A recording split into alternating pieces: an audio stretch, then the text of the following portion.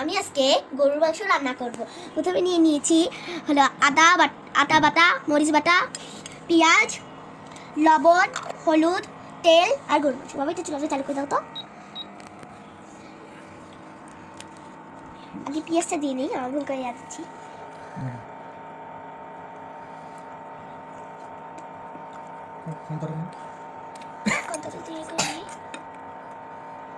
তেলটা দিয়ে নিই।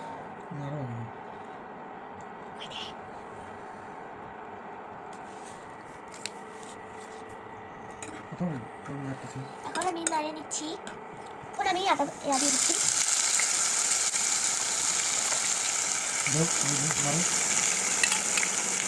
হ্যাঁ, তুমি তো অনেক সুন্দর রান্না করতে পারো মা।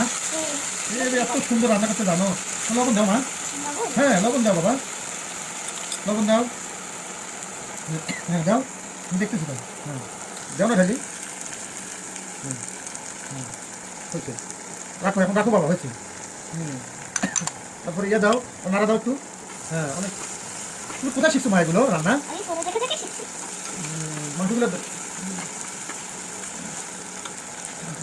মাংস, হ্যাঁ মাংসগুলো ঢেলে দাও।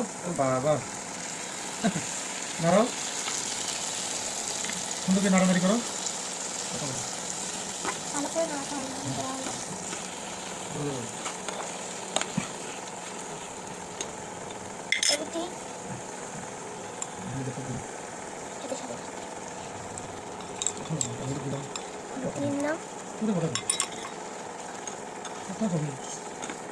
মাংসটা এখন আমি কষিয়ে নিব।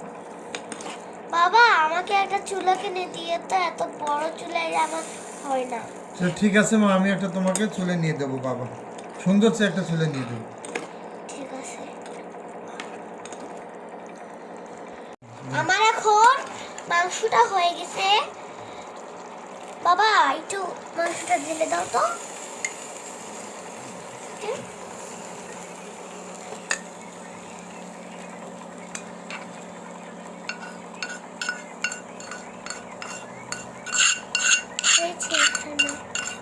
দাও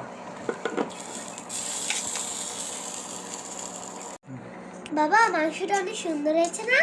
কালারটা অনেক সুন্দর দেখা যাচ্ছে মা, খাইতে মনে হয় অনেক টেস্ট হবে বাবা। আমি বাবার জন্য মাংস পোলাও রান্না করেছি। আঙ্কেল আন্টিরা যারা আছেন আমার ভিডিও দেখছেন, তাড়াতাড়ি